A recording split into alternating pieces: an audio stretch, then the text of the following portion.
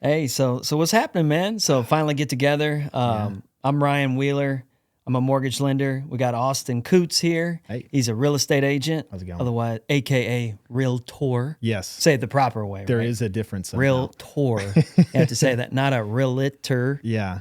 I mess it up all the time. Yeah. Sometimes I just say real estate agent, Yeah. but I know I'm not supposed to. Yeah. Yeah. Realtor Yeah. patent pin, or registered trademark, right? Yep. I have Yeah. a trademark somewhere. Yeah. Yeah. Somebody does. Yeah, so we're here. We're going to just talk about life and real estate. Real estate's kind of a sexy topic, right? Yeah. Everybody either wants to get in real estate, or they want to buy real estate, or they want to be in the industry, or they just want to, buy a house. That's simple, man. right? Like Yeah, they don't want to be renters their whole life and getting landlords rich, and so some people want to get into the industry. And so I know like it's a super sexy topic, but it is also very intimidating. Super intimidating on both ends. Yeah. From the agent side or from the client perspective, whether you're buying a house. Yeah. So yeah. And even I feel like even more so on my side, on the financing side, because you talk to clients all the time. You'll refer a client to me.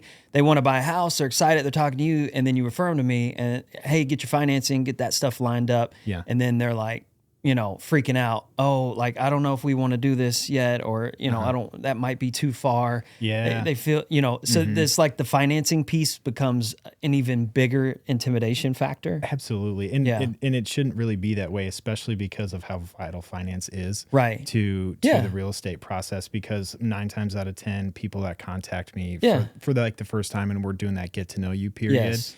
One of the first things I'm going to say is like, hey, have we talked with lending side? Have we talked to numbers? Yeah. Get your financing lined up. Yeah. And a lot of folks, it's just like you said, they're generally just like, geez, that's kind of, we may not be that interested yet. We don't know. We're just starting to look around. You hear the age old phrase, we want to find our house first before we talk to a lender. Right. Which is the backwards cart before the way. horse, right? The cliche, right? Man. Yeah. 100%. You want to get the numbers right, because there's, and it's not just because we're trying to be like, oh, can you even pay for a house? Yeah. It's just products. Because it's not an insult. No. It's just figuring out, you may qualify for a certain number, but you're not comfortable with the payment on that number, right? Yeah. And you say, hey, I qualify for this, but I don't want that payment, so. Well, mostly even just property selection too, because a lot of people will scroll through houses on Zillow or, online, and they're going to be like, they'll fall in love with a house. But depending on the product, so whether it's like an FHA or a VA exactly, or the program might dictate where they go. Yeah, exactly. And there's property limitations on that. Yeah. So absolutely. You want to figure out really the best solution for the client in that way. Yeah, so, absolutely. You got to talk to lending side first. Yeah, that's huge, man. So let's kind of dig in. I mean, this being our first episode, maiden voyage, maiden voyage, dude.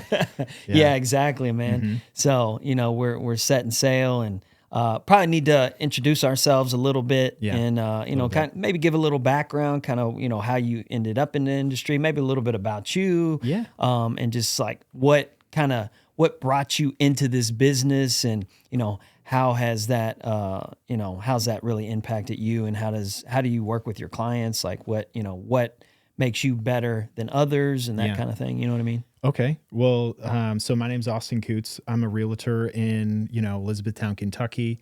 We service most of central Kentucky, and I say we because I own the real estate team, Compass and Key Group. We're a real estate team of Real Broker, and our office is located in Elizabethtown. So I've been doing this for a few years now, and it's been amazing. We've been super blessed by our community and partners like you, because you're one of our lending partners that we work with all the time. And so it's just been ramping up a lot lately over the last year, especially.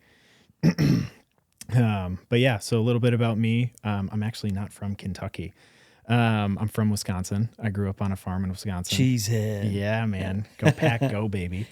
So yeah, I grew up on a farm in Wisconsin, and I joined the Marine Corps when I was a teenager. You can't make that up. I grew up on a farm in Wisconsin, milking cows. And then I joined the Marine Corps. That's like, that is the fairy tale story of so many. But yeah, Yeah. So I joined the Marine Corps. I was active for 5 years. I had 2 deployments. And life kind of took a turn when I decided to leave, and I, left the Marine Corps in my early 20s, and I was trying to figure out what was going on. Yeah. What was I going to do with the rest of my life? Did you got injured, right? Yeah. In the Marine Corps. Yeah, a little bit. I got injured before. I actually broke my leg in wrestling, and then it ended up nagging throughout the rest of the enlistment. But you had a service connected injury. Yeah, right? Yeah. I had a few. So nothing crazy though. Right. Yeah. So I left the Marine Corps, got into the private side a little bit, and figured I'd do what most Marines do, just get out and make $1 million and not know what I'm doing. So I started my business degree, and my sister actually, reached out to me and was like, "Hey, man, you should really try real estate." And really? Yeah. So she just randomly, or like, what made her think that was like, a fit, or, why? I don't know. Was there anything? She just wanted me to start doing something. Yeah.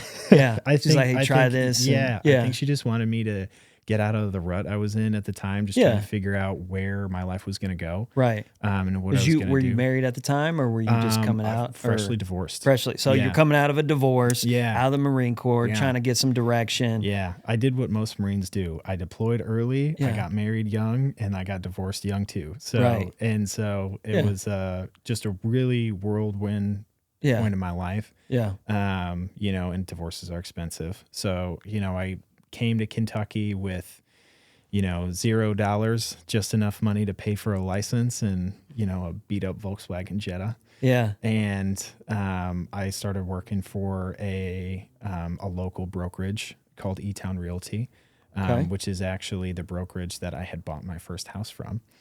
And so I'm assuming if you went to work for them, probably had a decent experience, right? It was a good experience, man. And it was kind of that small town experience, where the broker and the owner, they had known my sister a little bit, so she had referred me to them. Nice. And it was pretty cut and dry. The first house I ever bought was a new build, so it was kind of just that small town experience. They kind of walked me through the neighborhoods, and so your sister referred you to them because she purchased real estate through them as well, right? Yeah. Yeah, it's the name of the game in this industry, right? You do a good job for your clients so that they can refer you to somebody else. Yeah. Absolutely, man. Yeah, referrals are king here. Absolutely.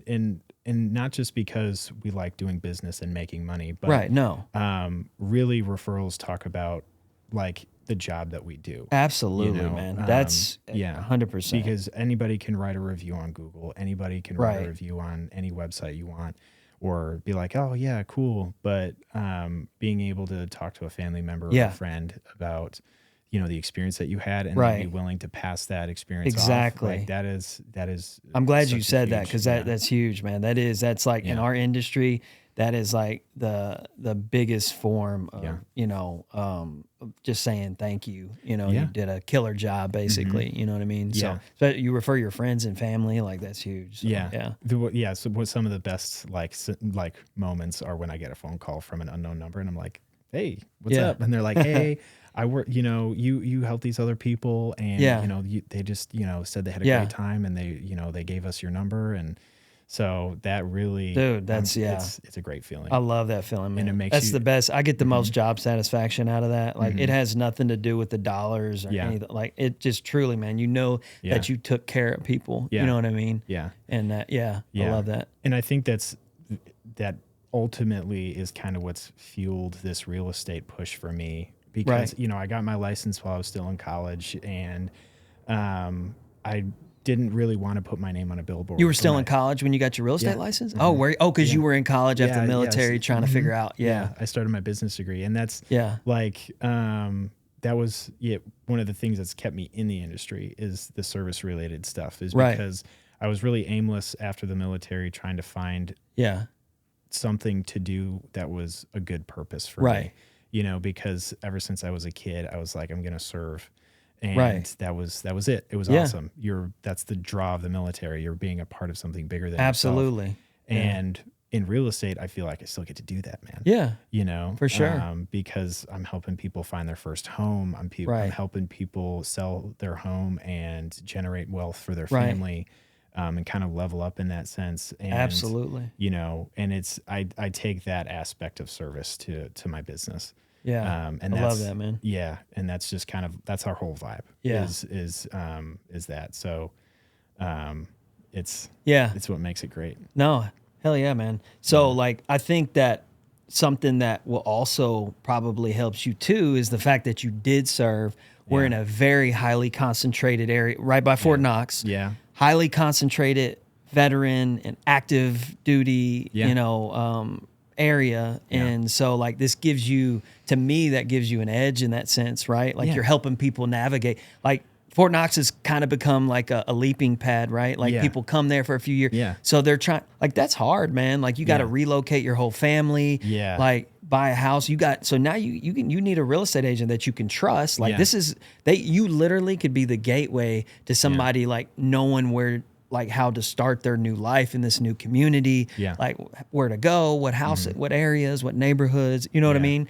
And the fact that you had that military experience, you know what that's like. Yeah. You know, you've got that just, really sets you apart and kind of gives you an edge, I think, in that way, don't you think? Yeah, no, absolutely. It gives me an edge. Yeah. But it also gives me a level, I feel like, of compassion. Yeah. To the crowd, because Empathy and perspective and because and for those of you that haven't bought a house before or who haven't sold your house yet, getting that real estate professional in your home, like an agent, that can be an intimidating process unless it's a referral. Absolutely. Right? Because the referral is that, okay, the person's good to go. Yeah. But that if you're not operating off a referral and you're just going off of Google or what what any service will kind of set you up with, it's intimidating. You don't know this person, you don't know their history, you don't know if they have your best interest at heart or if they're just here to, just trying to make a buck, to stick a sign out front and put it on the MLS. Yeah. And unfortunately there's people out there that do that, right? Yeah, there are. Yeah. And it sucks because to the untrained eye, that license, we all have the same license. Right. But for me, I can sit across from folks like we're sitting now, right? And like I'll sit in their living room and I'll walk around their house, or we'll meet in the office and we'll go through their first time buyer's consult. Right. And like I know exactly how they feel. Like, I was that intimidated E5 that was just getting out or transitioning or going to a new place. Yep. And I was I just didn't know what to do. I didn't know where to start. I didn't know what was right. I didn't know what was wrong. And I really, really relied on that real estate agent to kind of guide me a little bit. And knowing those emotions helps me guide my clients a little bit better, just because at the stages of the process where for somebody else it may be confusing, right? For a real estate agent that may have not experienced this personally, they're going to be like, what's the problem, guys? They can't empathize with that situation. And like, I know what the PCS orders look like. I know what their command's probably telling them. I know that their house is probably halfway boxed up and they're moving across the country or across the world. Because we got people coming in from Germany. We have people coming in from Korea. It's a major base. So it's nice to have experienced that myself. It wasn't great going through it. But having experienced that stuff myself, I can go across. And that empathy piece is huge, man. Like, or just and kind of just knowing where to go and knowing how to do it and knowing how to set up the timelines, because the coordination for military members is so important. Yeah, you have to know the next 3 or 4 moves before they even get made, because that's what gets everything done on time, with the least amount of stress, because it's never going to be stress-free. Chess, basically. Yeah, you play chess a little bit, but if you already know the moves, it's way easier. Right. Just because you know how the command cuts orders, or how the system works. And, for you too, like, you're a military brat. I am. So, I mean, you know how the move about goes, and you've done more VA home loans than I can count. Yeah. So, knowing how the certificate of eligibility, how the income needs to get calculated, all of that stuff, like, dude, it's second nature. Yeah. Because some military folks have not, have never purchased a home, right? Like, it could be their first house. So now, on top of this huge move, they got this huge experience. Your first house is probably, it creates a lot of anxiety in general. Imagine having to uproot your family, move, you know, you got all the militaries, you know, your orders, you're trying to coordinate everything. And then you also throw your first time buying a house on top of that. That happens too. You know what I mean? Yeah. So. It's like stress on stress on stress. Right. And if you have someone that may be kind of lost in the sauce, or someone that is just maybe a little bit more removed, who doesn't necessarily have that buy-in to your success, you can feel kind of hopeless, or you feel a little bit alone, where you're just like, oh my gosh, like, where am I going to go? What am I going to do? So yeah, I think that the military background definitely helps a lot. Yeah, absolutely, man. And that's really why I wanted to go off on my own, because I had worked for a couple brokerages in town. And last year, in April, I decided to start my own team, which is the Compass and Key Group. And I saw even in our market that has had Fort Knox here forever, and there's military service members that are real estate agents, and they do good work. They really do. Yeah. But real estate has so many points of failure or elements to it that to fully service a market, you need to put them all together for consistency. Right. And in our market, I feel like that stuff hadn't been put together yet. And that's with the tech side, that's with the transaction management side, that's with, you know, understanding and having that military knowledge side, Right. and also the local connections, man. Yeah. You know, because you know, a big company can't just come down into Hardin County, Kentucky, and start doing real estate like they own the place, because they don't know the areas like that. They don't know the schools. They don't know, you know, the traffic. You know, people don't know that, you know, Dixie Highway is probably not the best place to go at, you know, 9 a.m. or 8 a.m. in the morning. You know, you want to do Patriot. So that's really why I wanted to go off on my own and start this company, is just so that I could have a hand on how things started and ended. Absolutely. And, you know, I could oversee and really just make sure the quality is there. Yeah. And that's really kind of our whole thing. Like, our company motto is real estate with purpose. Right. You know, everything that we do has a function and a purpose, and it's all designed for client success. Yeah. Because, like, you know, we don't win unless our clients are winning. 100%. You know? Yeah. So absolutely. And like we talked about referrals, I mean, that's like, you know, bread and butter of the business, right? So like, you want to ensure that that you do a good job. And so you create this experience for them to where they feel good about referring their friends, family, you know, so dude. Experience is great. And like that is vital. And having a low stress and a high quality experience is important.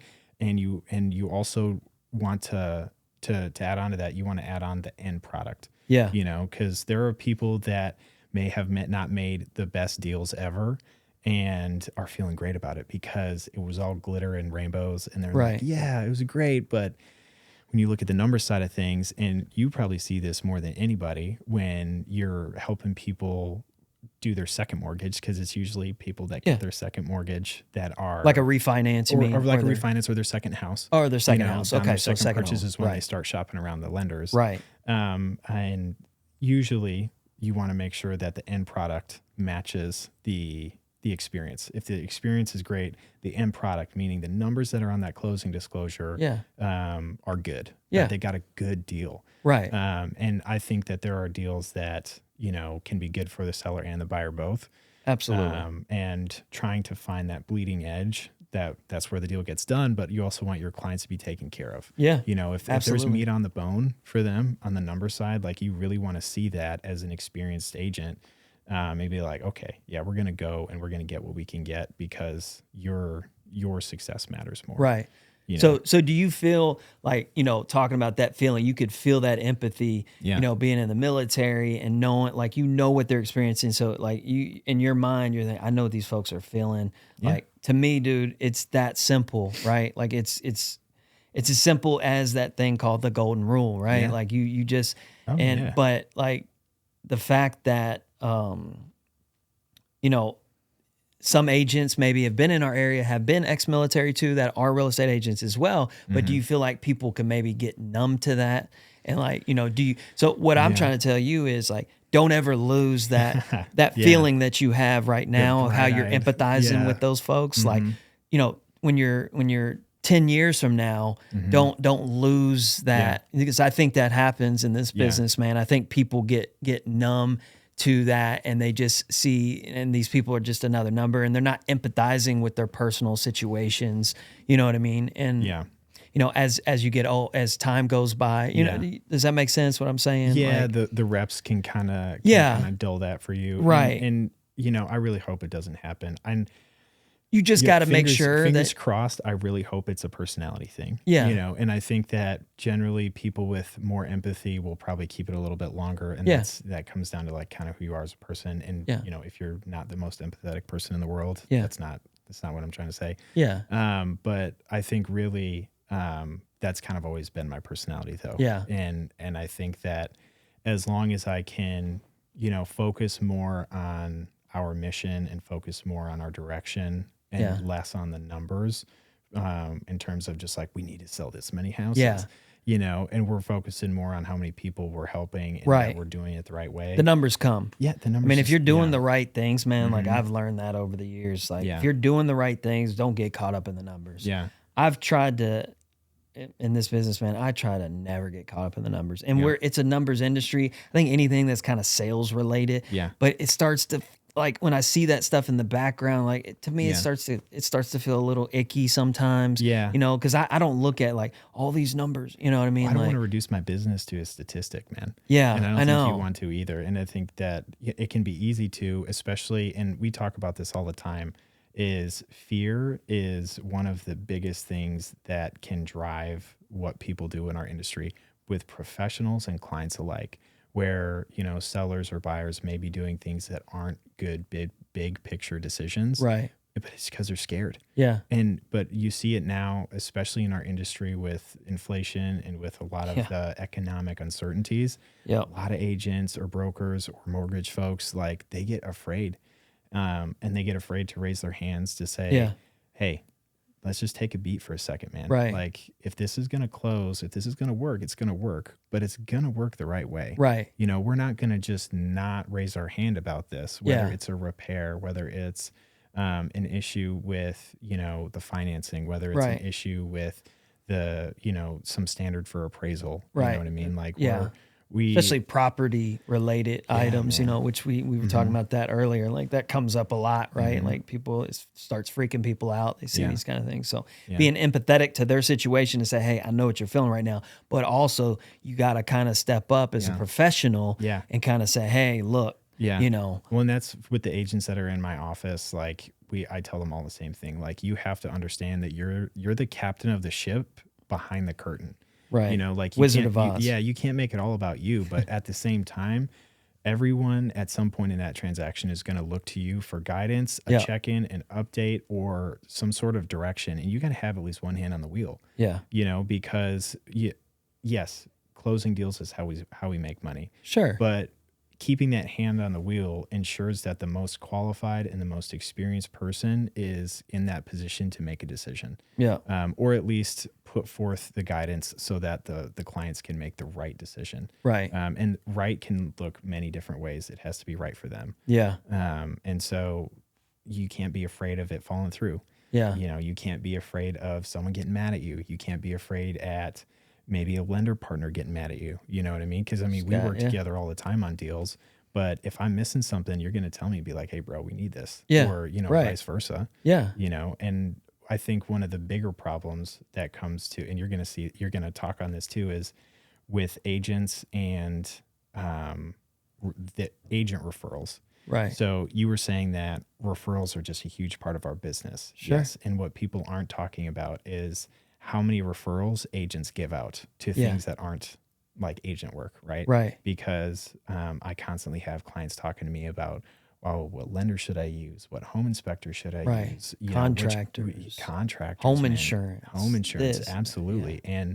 And, you know, we get bombarded all the time with, there's a whole industry just off of getting agents clients to use them for their business. Yeah. And sometimes it can be really scary to, if say for instance, the client already has a lender, right. It can be a little intimidating to be like, hey bro, you have a lender that you're comfortable with, and I am not going to try and get in the way of that.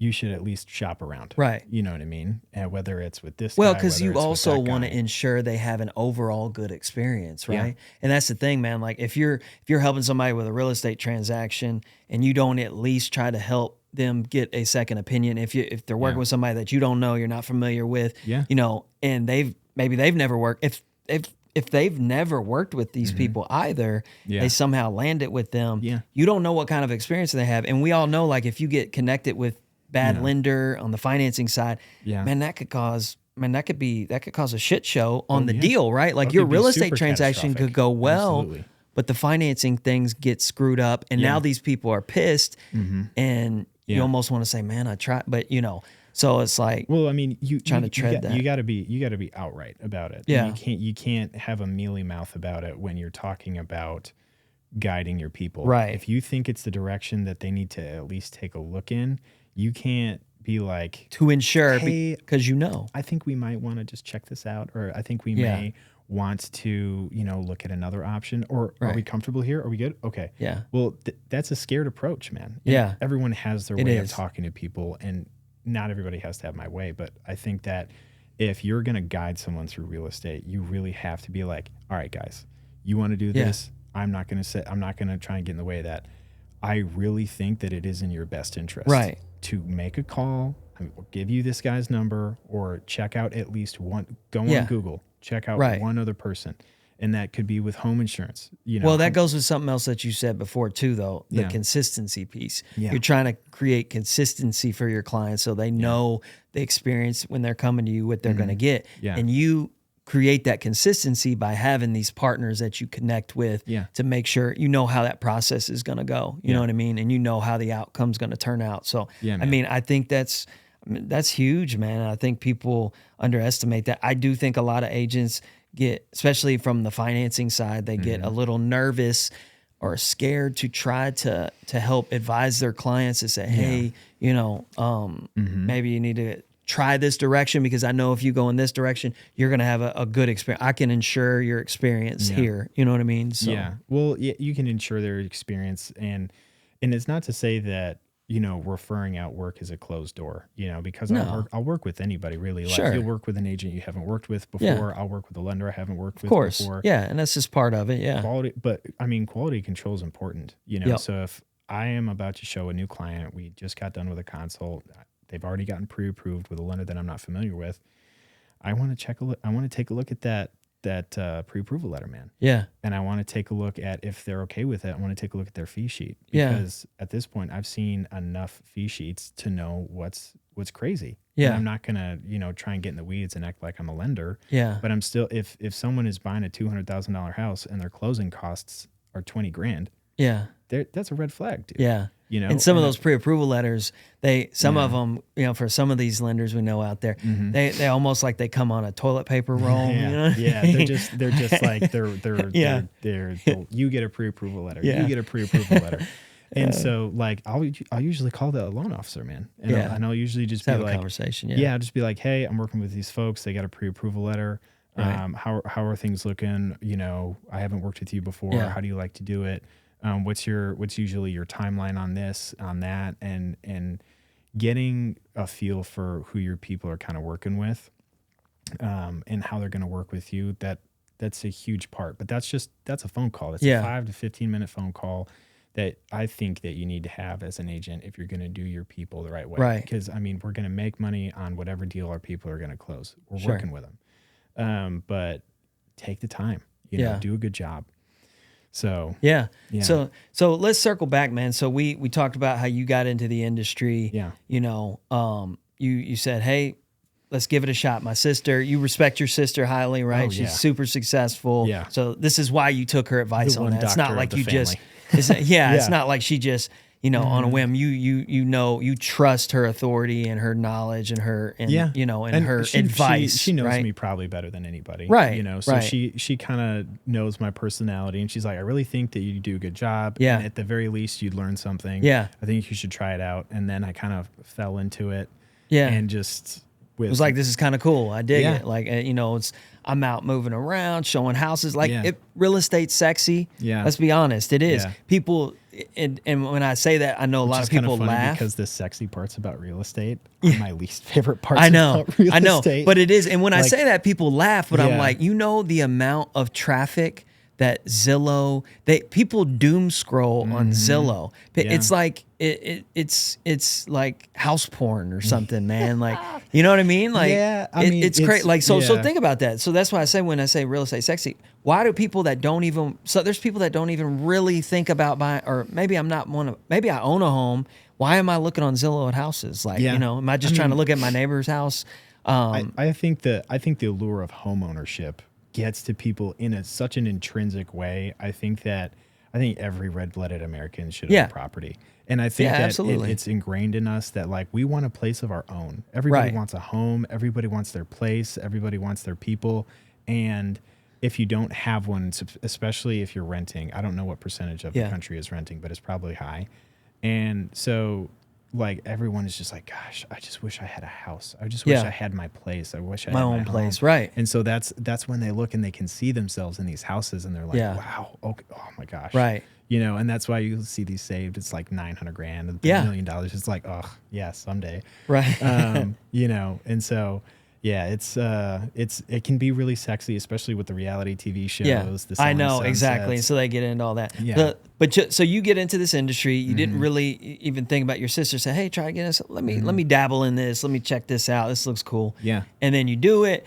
You fall in love with it. Right. Fast forward a few years later, you're got your own team. You've created your own team. Yeah. You've got agents working with you. I mean, you're super successful now. Like moderately successful. But you know what I'm saying, man? Like, you're having success at what you're doing because you're doing the right things. Yeah. You know, you're taking care of people. Yeah, we're growing. And so you're moving up, right? Yeah. Like your things are going the way they should because you've done the right things. You take care of people.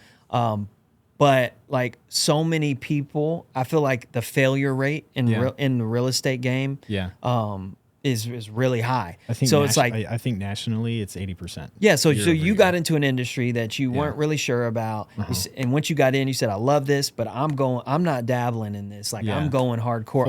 I'm all in." Yeah, full send. It was a burn the boats moment. Like that's what I'm saying. Like, I paid my first month's rent, and I think I had like $17 left in my bank account. And I was like eating on the credit card that first month. Right. And I was like, we gotta do something. Now you're whipping a Raptor that's guzzling, you know, that's 5 miles per gallon or something. It's like 13, but I'm just kidding. Yeah. So it's like, it's got like a 40-gallon tank. So it's basically the same range. Yeah. So you know how, you know, I mean, I guess I was going to ask how did you manage to make that happen? But I think we just answered it with everything you've just talked about. Honestly, you burned the boats, you went all in. Yeah. You take care of people, you know, and you do the right things. And now here we are a few years later, you've got your own team, you're successful. Like, why is it that you were able to make that happen? I mean, maybe we just talked about why, all the things you just mentioned. I think the only thing that I really didn't mention is just the obsession of the work. And I think because we can talk about... It's not easy money. It's not what... We can talk about client care all we want and doing the right thing. And because there are a lot of real estate agents that work in our market that I work alongside of that I love working with. That are amazing people that do just great work for their people. And they're still...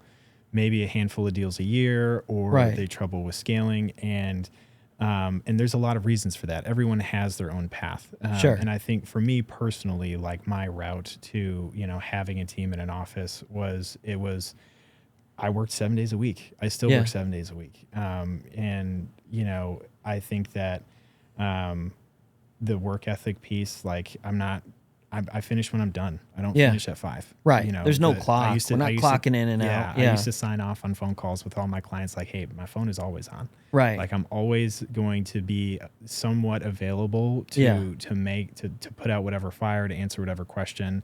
And I think that spoke volumes to the people I got to work around. Especially, you know, from not being from the area. Right. You know, because Elizabethtown is not a huge city. No. It's getting bigger. Yeah. Right. It's growing. Hardin County's probably got 100,000 people. Probably. E-Town's got like 30 or 40,000 population. Yeah. Something County's like that. 100,000. Yeah. Yeah. Something So like that. it's a small, E-Town, medium-sized city. And so a lot of people are from there. They're minus the military folks, but a lot of military folks stay there. Yeah.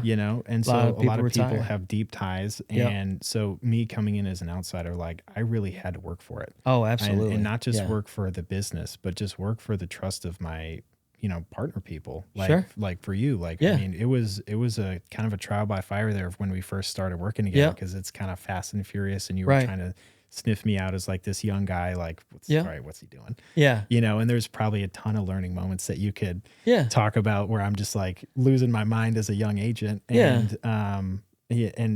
But I dig it. I mean, I like working with people that I can tell are young and hungry. So when we were working together, man, like I could tell, I knew you had an edge to you. I knew that you were trying to soak it all up and learn as much as you could. Yeah. And, you weren't in it just for, the buck. wrong reasons. Yeah, exactly. The wrong reasons, which is a quick buck, right? Yeah. And that's what some people I think see when they get into these industries.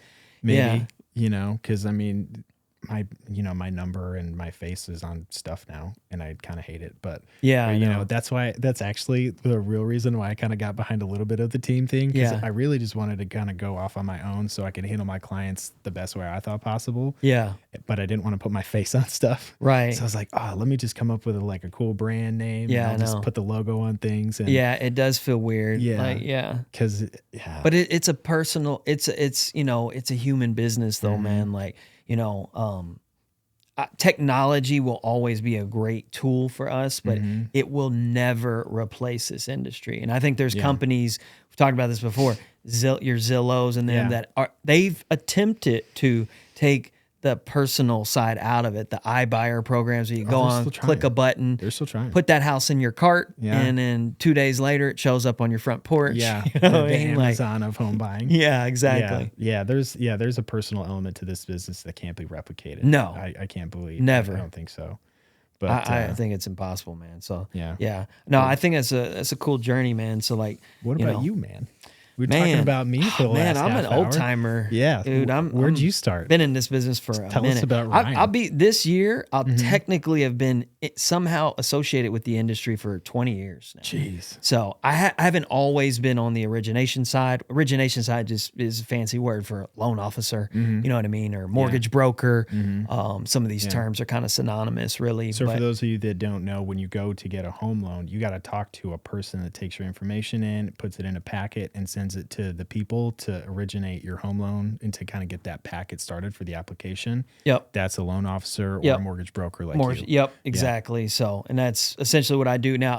When I started in the industry, that was like 05. Yeah. So, I was what they call a retail loan officer. I basically worked for a region. It wasn't a bank, but it was a large regional lender. Yeah. We were in a big call center. There are people submit inquiries online, and then you start calling them and calling people, and so it's this big call center set up. Yeah. And I don't even know honestly how I landed in the industry. I think I had a friend of a friend who worked in there. It was like, hey, come try this out. It's kind of fun, exciting, and interesting, and it's real estate again. So I'm a young kid. It's real estate. Again, it's kind of like, real estate is kind of, I didn't even know how to barely spell mortgage. Yeah. You know what I mean? When I got in the business. You have a college degree. I do have a college degree. degree. WKU. What'd you go to school for? I went to school for business marketing specifically. Yeah. So A your most generic BS is a BS degree, right? A bullshit degree or a bachelor's of science, if you will. Yeah. I had a pulse for 4 years. Yeah. Yeah, exactly. So, which that was cool, Yeah. But yeah, so I never imagined getting into this industry, right? I never really saw, so technically what I do, which is weird to even say, it's like, it is considered sales, but Same here. I hate, for some reason, I don't know why, I just don't like it. And people get mad at me for saying that because they're like, well, what's wrong with sales? And I'm like, well, there's nothing wrong with sales. I just didn't see myself doing that. Yeah. And I sometimes these negative stereotypes come attached with the word sales or salesperson. And I do see myself more of a service person, right? Yeah. Ultimately, at the end of the day, man. Yeah. So I got into the business. That was actually in Louisville. In 05, started working for this company. I was with them and moved up, became a manager. I was a manager 2 years in, and then '07 happens. And so '07, people are like, well, you mean '08? I'm like, no, '07. Our industry, we saw things in '07 start to collapse. As far as the housing market and the collapse, we started seeing certain things in the industry. There were even websites that you could go to that it was like an implodometer, and it would have all the companies that were imploding, like the mortgage companies and lenders that were imploding, and every day one was being added to the list. Were there Vegas odds on that? Huh? Were there Vegas odds on there that? Probably. I'm sure there were. There definitely was. Before there was DraftKings, there was the implodometer. Yeah, definitely some sucker bets there for sure. So I do that, and then I actually got enticed by somebody else from something still within the industry. Long story short, I'm not going to bore people with this, but so if you're there's banks, and then there's retail lenders, which they have a line of credit and they lend their own money, and then there's mortgage brokers. Mortgage brokers they use what they call wholesale lenders. So you may have let's say there's 75 of them, right? Okay. Wholesale lenders. So the mortgage broker can use all of those, shop it out, get their client the best deal, right? Okay. I wasn't that at first. Well, I got a job offer from a guy who worked for a wholesale lender, and basically you go talk to brokers, try to get them to use your services. So I got talked into that part of the industry. Hey, come work for us. Oh, I didn't know that. Yeah, be a wholesale. So you were on the wholesale side. Yes. So I was a wholesale account executive, and so I was a wholesale account executive. I took that job. I left this management job that I had at this lender.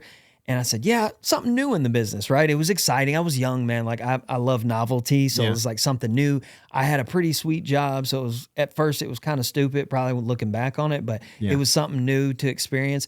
I went to work for this wholesale lender, and I'm sitting in a broker's office one day, and I had a BlackBerry back then. Imagine that. Yeah, the email machine. That was the successful person's phone, though. It was like a BlackBerry. I did not wear it on a belt clip. That's either. How you know someone's serious, right? When they whip that thing out. Yeah, it's like the BlackBerry. Yeah, the email machine. I could type so fast with that thing too, man. Yeah, it was awesome. The cell phones. I saw a weird thing. Like Drake made a comment in an article or something one time, like a long time ago. Before or after the Super Bowl performance? No, this is like years ago. He said when he first, started writing rhymes, he was using a BlackBerry, and for some reason, the way he typed on it, he loved how he typed on it. Yeah. So he would have stacks of brand new BlackBerries, never even hook them up. He would just write the rhymes on the BlackBerries because of the way the keyboard, and he would have BlackBerries full of different raps and rhymes and songs really cool. And stacks of BlackBerries. So I thought that was pretty cool. Yeah. But anyway, so I digress.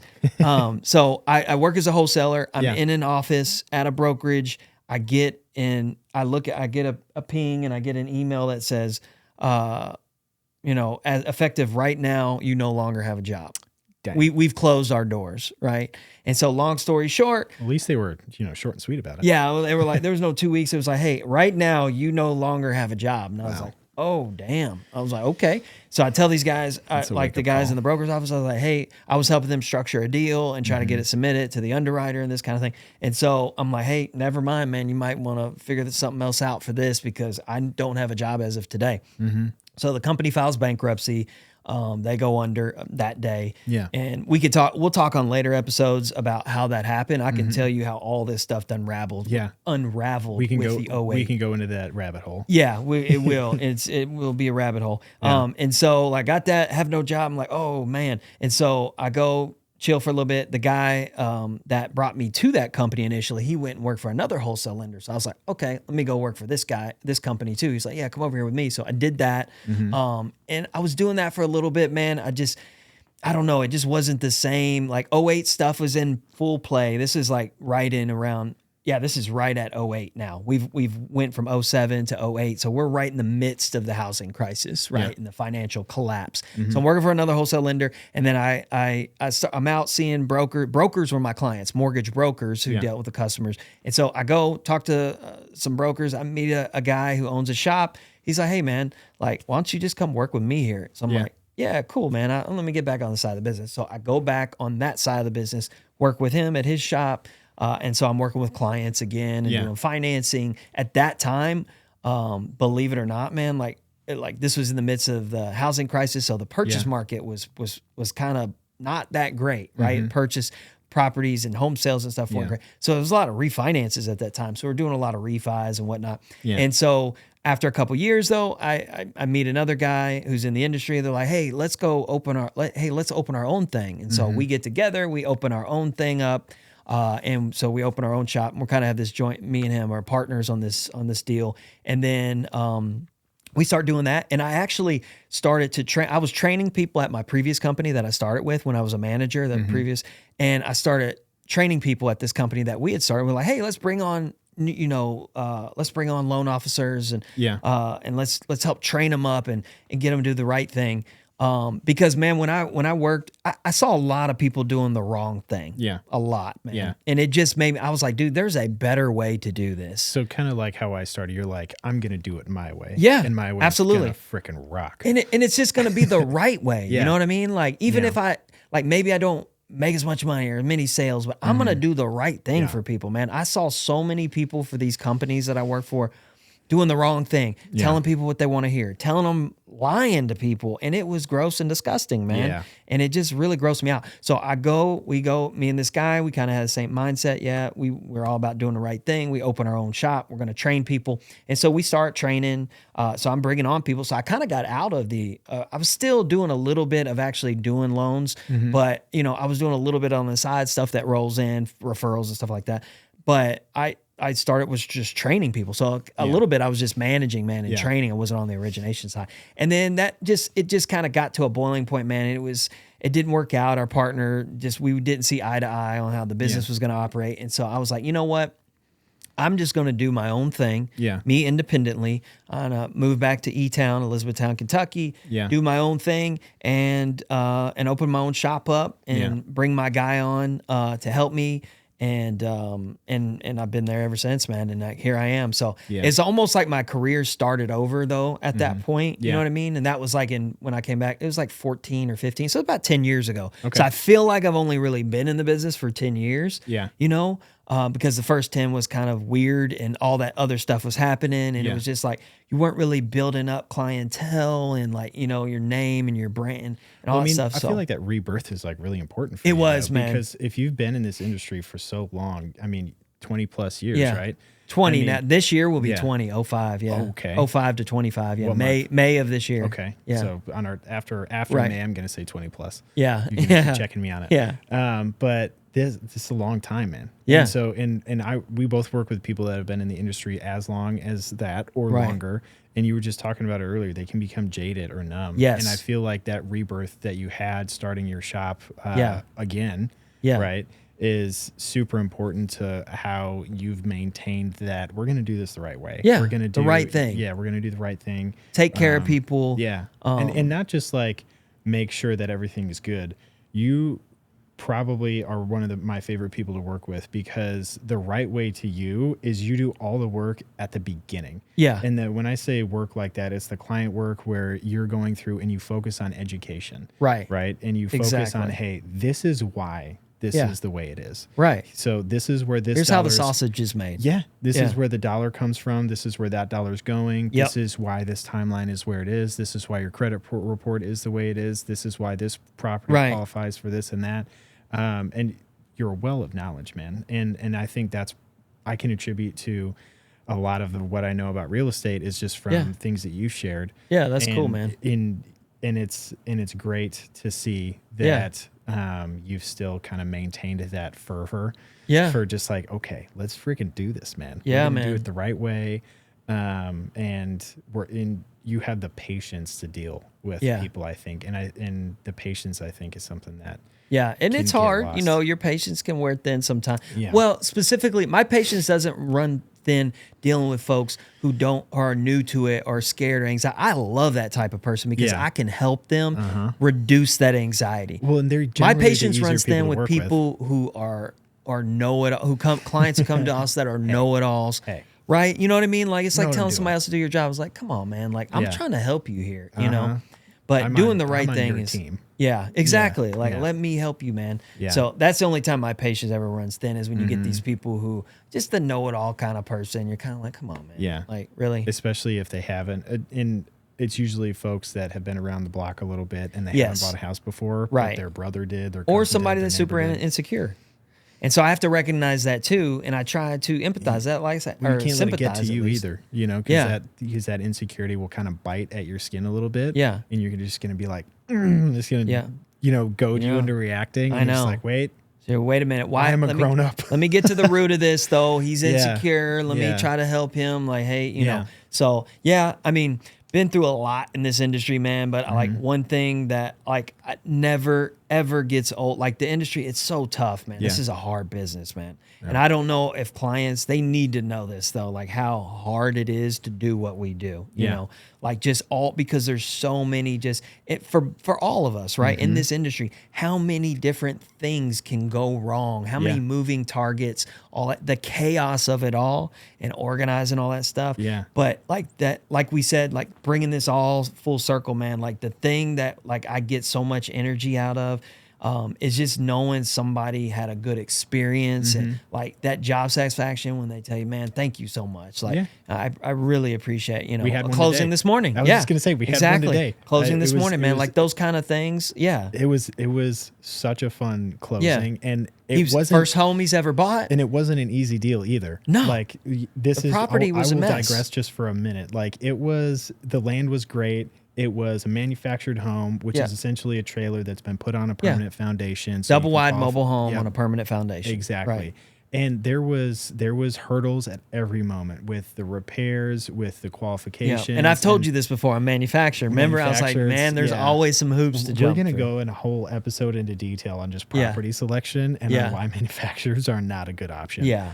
Um, Yeah. I mean, you know, but here's the thing, man. So I'll push back a little bit with that on you.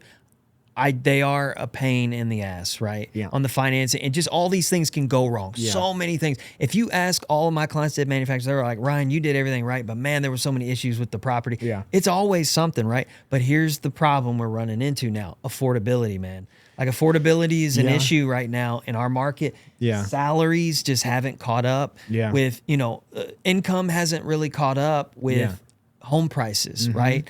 And so people just having a hard time swallowing that since COVID, the cost of home prices, interest that's a good rates. point. So payments are so people they say, man, I can't afford this kind of house. This is all I can afford. It you is know? better, I guess, to own a manufacturer than to rent. Absolutely. I do just think that. in some But- cases, just barely. Now there are new, clean manufacturers. And Yes. I just because I say this as the person who is going to open the door for that house that you may buy, which Yeah. could be Right. manufactured, but I'm also going to be the person that's going to go sell that thing in a few years when you're ready to move up. Right. And and that's just something that we have Could to- create issues, right? Well, there's always Like to me issues. but that's also what makes you a great agent, man. Yeah. Like you're thinking about the resale.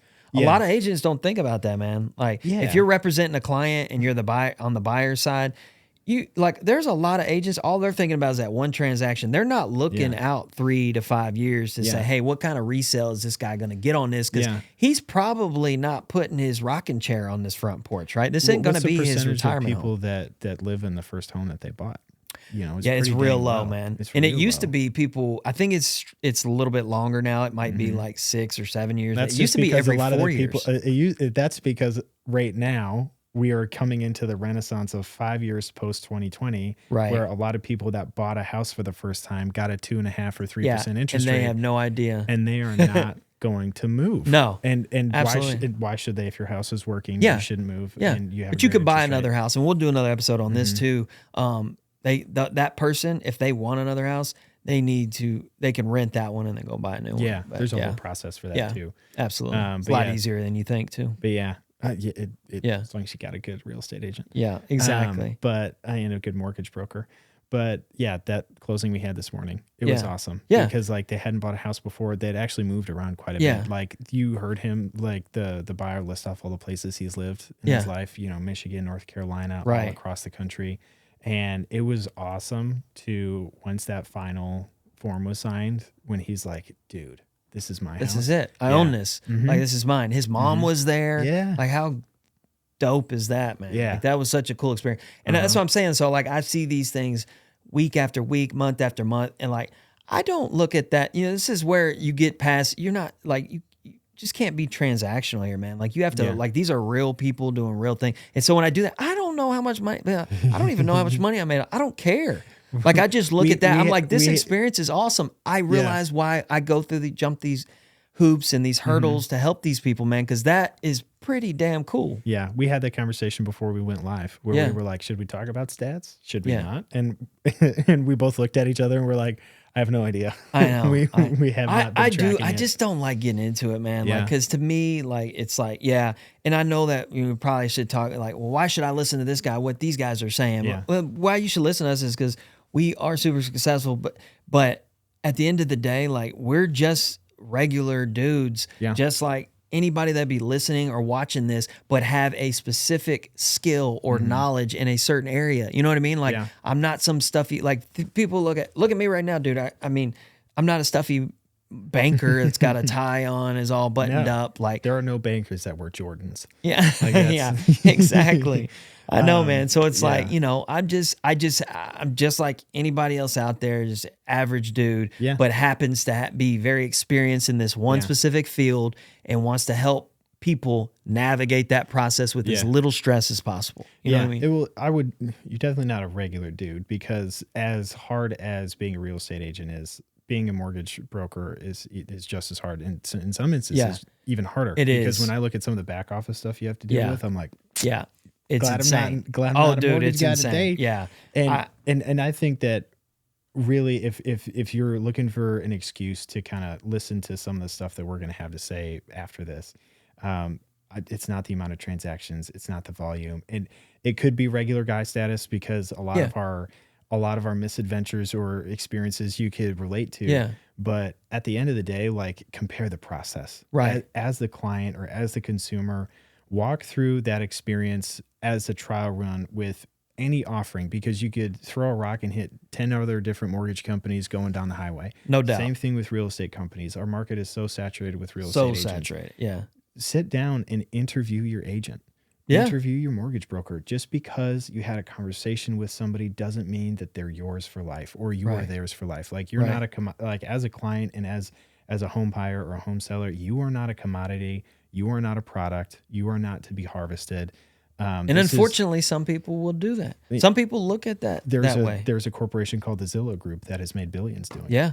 And there's lending, same thing, man. Your lending tree, all that stuff. You know, absolutely. Their business is literally capturing your information and selling it to other people in the industry. That's their business model. Exactly. Like, you are just a commodity. You're just a number, man. Yeah. Like, and it's like, and it's that's not how I operate. Yeah. And it's important to know. And it's kind of like how attorneys are like, you need to know your rights. Like, you need to know your value and your place in this market. Absolutely. You are being served. You have the house to purchase. It is your money. Like, at the end of the day, I can do almost anything in that transaction to get you to that successful point, and whatever deal is the deal for you. But at the end of the day, like, I have the answers to questions or some guidance or some experience, but I'm not making those mortgage payments. Right. You are. Like, you're not making those mortgage payments. Like, if you fall short of a mortgage payment because you're house poor, like, I can't help you, dude. Yeah. You know what I mean? And that's the thing, is like, you have to take charge of your own life and understand who you're surrounding yourself with. And I was thinking about that when you said, you know, you were kind of hoping that I'm not going to lose my bright-eyed attitude towards our industry. I hope I keep surrounding myself with people like you, because they're the people that keep you honest, and they're the people that are gonna take care of you and make sure that you're going on the right path. Yeah. And I think as a client and as a home buyer or a home seller, you need to understand with who you're surrounding yourself with. Right. Do these people have your best interest at heart? You know, even if, you know, I could have nothing personally to relate myself to you, right? You could be zero military background. You could have, you know, no funny story about how you moved across the country in 24 hours, whatever it is. But is that person, do they have the horses to get you there? Right. And do they have the moral compass to do it? Moral compass. Anyway. Yeah. You know? Well said. Yeah. No. So, yeah. Yeah. I think that's probably the most important part is if you're going to follow us along for all of our cool real estate stories and tips, like, just compare the product, man. Absolutely. You know? And, you know, just because we said it doesn't mean it's the gospel, but it's pretty close. Yeah. So, we'll put you on that right path. Yeah. So we'll definitely continue. We've got lots more information to bring to people. And the idea of this is to try to help folks, just feel more comfortable with the process. Yeah. And feel more knowledgeable at the end of the day, man. Like, with the internet, it just gives people the opportunity. It gives people like us the opportunity to try to help just give it all away. Yeah. All our information, just give it all away. And that's what I want to do, man. Like, whether somebody does business with me or not, if we can help educate folks to make the right decisions and go down the right path and actually have a good experience. Because when you're buying a house, man, think about it. It's full of anxiety.